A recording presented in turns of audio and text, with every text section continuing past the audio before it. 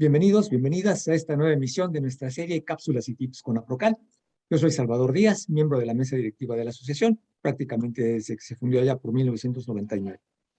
El día de hoy, de hecho, estamos arrancando con el tema de la digitalización, que es un tema que está muy candente en el ambiente. Hay mucha inquietud al respecto, digamos que algunas pues inquietudes positivas y algunas negativas, y por eso queremos arrancar hoy con el tema de mitos y realidades alrededor de la digitalización.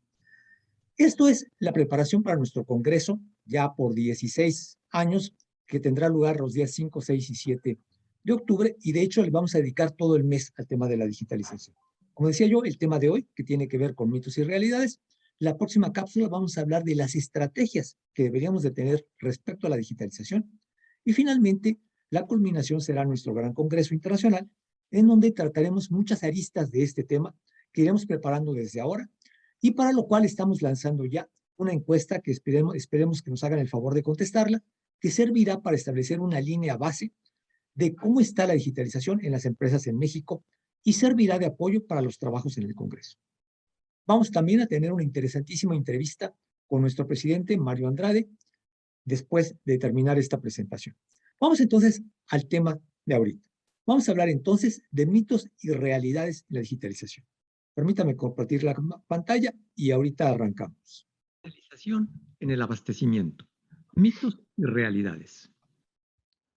A manera de introducción, quisiera comentar rápidamente que la digitalización no es nada nuevo, puesto que tiene por lo menos 50 años de aplicarse comercialmente. Sin embargo, su utilización de manera generalizada, digamos muy significativa, dentro del proceso de abastecimiento es relativamente reciente. Y por supuesto, esto se ha acelerado a raíz de la pandemia. Ahora bien, al respecto, existen muchos mitos que contrastan con las realidades y también algunas expectativas irreales, como por ejemplo las soluciones mágicas y los miedos infundados. Aquí lo que queremos hacer es tratar de poner las cosas en su lugar. Como definición, podríamos empezar diciendo que la digitalización se refiere a obtener una imagen virtual de un objeto real, traducida a un lenguaje binario propio de las computadoras. Y como tal, esta imagen puede ser manipulada ya sea manual o automáticamente. Vamos a ver entonces algunos de los mitos que andan volando en el ambiente. Mito número 1. La digitalización es sinónimo de automatización. Y esto creo que de manera explícita o implícita está muy fuertemente en el ambiente. Hablamos de digitalización y rápidamente nos vamos no nada más a automatización, sino a lo mejor hasta inteligencia artificial, siendo que son asuntos diferentes, como vamos a ver. Definitivamente esto no es cierto. El objeto digitalizado se puede manipular manualmente. Por ejemplo, si escaneamos un documento, una carta, esta la podemos imprimir y guardarla en el escritorio, a mano, totalmente a mano. Mito número 2. Cualquier inversión en digitalización se recupera con creces. Como diciendo, tú invierte, seguro lo vas a recuperar. Pues no necesariamente, porque es muy fácil gastar demasiado en soluciones tecnológicas que realmente no necesitamos. No porque sean malas, sino porque no las vamos a aprovechar. De manera que aquí lo importante, creo yo, es evaluar correctamente para seleccionar lo que más nos convenga y no gastar de más. Mito número 3. Esto de que lo digital es solo para millennials, yo ya no puedo con eso. Pues claro que no. La digitalización, como decíamos, tiene por lo menos 50 años. Por ejemplo, un DVD es la versión digital de un disco LP de vinilo o de un cassette. Pero lo que sí es cierto es que los avances en tecnología van tan rápido que ciertamente nos pueden rebasar y nos podemos sentir abrumados muy fácilmente. Mito número 4. La digitalización requiere de grandes inversiones y de especialistas. Esto es falso. Por supuesto que existe una enorme gama de herramientas y soluciones que van desde lo muy sencillo y fácil de utilizar hasta lo sumamente sofisticado, según se requiera. Insisto que aquí la clave es determinar las propias necesidades y comprar tecnología como debe de ser. Mito número 5. Eso de que la digitalización se resuelve comprando la tecnología necesaria y ya. Pues no, la verdad es que no solamente es cuestión de tecnología. Lo más importante es la integración con las personas. Y esto implica, desde luego, modificaciones en la forma de pensar, apertura al cambio y complementariedad. Como ya decíamos, además de mitos, de repente pensamos o sentimos que puede haber soluciones mágicas o damos a entender que puede haber soluciones mágicas y también tenemos algunos miedos infundados. Primero, en cuanto a las soluciones mágicas. A veces se nos presentan, se nos proponen soluciones tecnológicas capaces de resolver todos nuestros problemas de abastecimiento, la panacea universal. Si usted compra esta solución, todo va a ser maravilloso, no va usted a tener ningún problema, desde de la selección del proveedor perfecto hasta la recepción inmediata o casi del producto. Por supuesto que hay muchas exageraciones al respecto. Insisto, hay que saber comprar. El otro asunto son los miedos infundados, sobre todo en personas mayores, digamos ya después de los 60 años. Yo lo he escuchado muchas veces, no, yo ya no estoy en edad de aprender a usar esto, no, yo ya no puedo. Pues la verdad es que la pandemia ha demostrado que personas de 90 años han aprendido a utilizar Zoom, por ejemplo. Entonces, veamos ahora sí las realidades. Ya vimos lo negativo, ahora veamos lo positivo, las realidades que sí existen. ¿Qué es lo que sí se puede hacer? Y de hecho se viene haciendo como verdaderas aportaciones para contribuir a optimizar nuestros procesos de abastecimiento. Como aplicaciones, podemos mencionar que las primeras aplicaciones de la digitalización fueron el almacenamiento de información. Esto con la grandísima ventaja de poder recuperarla rápida y fácilmente y volver a utilizarla cuando y como necesitemos. Está claro que las bases de datos fueron de las primeras aplicaciones para los entonces PCs, las computadoras personales, y el ejemplo más conocido pudiera ser el Microsoft Excel. En segundo lugar, cronológicamente tendríamos el análisis de información para construir conocimiento y tomar decisiones. Y por supuesto, esta también es una de las primeras aplicaciones que desde los años 80 empezaron a tener un gran auge, ya sea utilizando software tipo general, como regresamos al Excel otra vez, antes el Lotus 123, pero mucho más el Excel, o ya software más especializado, como el Expert Choice, que en alguna época fue muy popular. Claro que en este momento, sobre todo por la pandemia, lo que más tenemos a la vista son las comunicaciones. Diríamos que la aplicación más visible y por supuesto útil a lo largo de la pandemia, pues son precisamente las conferencias, las videoconferencias, que han permitido que trabajemos en casa. Esto a través de Zoom o Skype o Teams o cualquiera de las que ustedes quieran. Otro asunto es la automatización de actividades rutinarias. Por ejemplo, el enviar correos electrónicos o dar informes telefónicos en un call center, por ejemplo.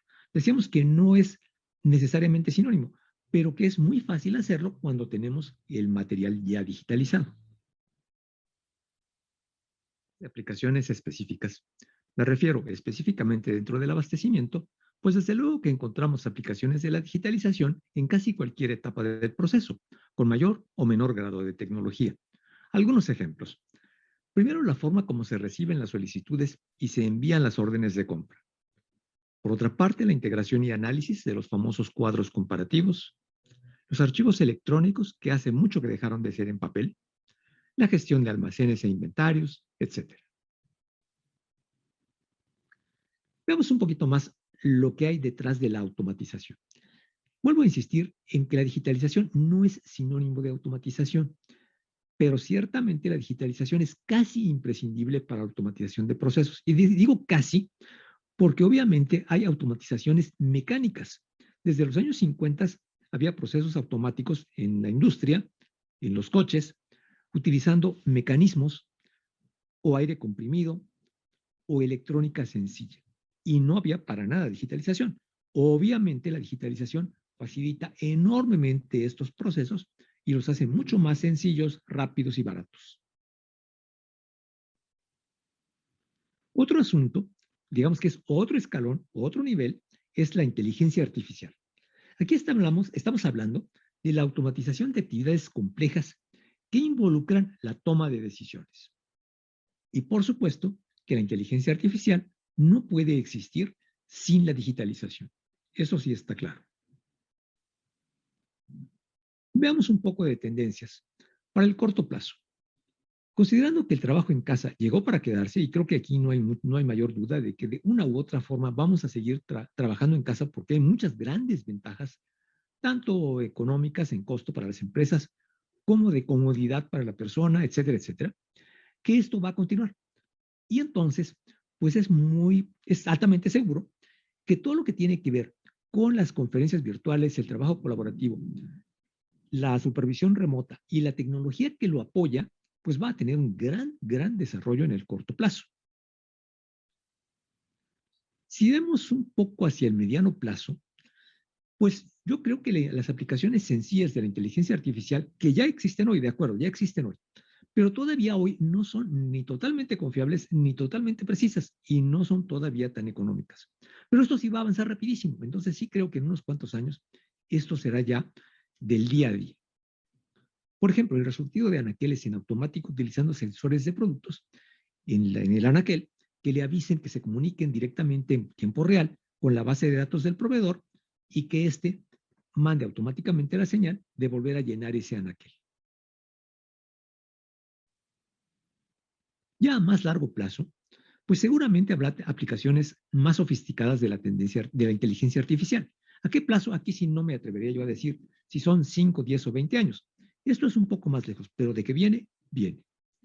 Aquí estamos hablando de automatización de actividades que involucran decisiones ya más complejas. Por ejemplo, decidir al ganador de una licitación, que ya sé que ya existe actualmente, ya se está haciendo, pero creo que todavía no es ni de manera generalizada ni de manera totalmente confiable y que todavía existen limitantes. Pero esto sí va a avanzar muy rápido, esto sí estamos hablando de que en un no tan largo plazo esto sí se va a poder hacer de una mucho mejor manera. Bueno, vamos a tratar de resumir y concluir lo que hemos venido diciendo hasta ahora. Primero, que los mitos y los miedos se deben principalmente a desconocimiento. Y yo creo que esto está bastante claro.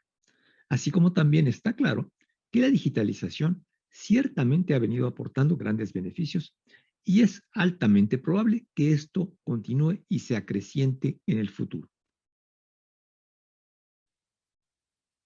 Pero, pero, también existen retos importantes de cara al futuro que está empezando ahorita, principalmente en cuanto a plantear una estrategia integral alineada con el modelo de negocio.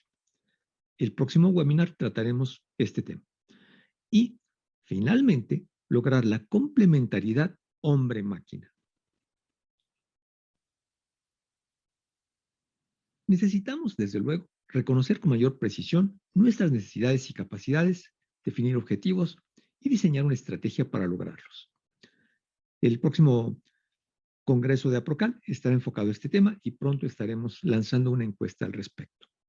Y finalmente, creo que la gran conclusión de todo el tema de la digitalización es que el gran reto es un cambio de mentalidad que lleve a pensar en que no es la persona contra la tecnología o la tecnología contra la persona, sino la tecnología más la persona. Es decir, no compitiendo entre sí, sino en este concepto que se viene manejando ya en simbiosis, es decir, la complementariedad persona-tecnología. Bueno, como ven ustedes, esto es apenas la puntita del iceberg. Este es un tema realmente riquísimo y por eso queremos dedicarle todo el mes. Como ya decía yo, el próximo webinar hablaremos de la parte de estrategia, de cómo no debemos dejar que la digitalización nos absorba, sino nosotros absorber a la digitalización en la medida en que nos convenga y nos beneficie.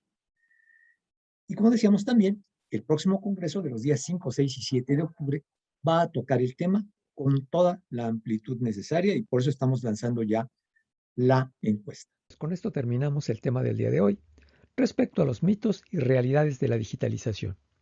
En la próxima emisión de esta serie vamos a tratar el tema de la importancia de tener una estrategia para gestionar el proceso de digitalización, a fin de sacar el mayor provecho posible y de no caer en algunos de los errores comunes. Muchísimas gracias por haber estado con nosotros y nos veremos en la siguiente.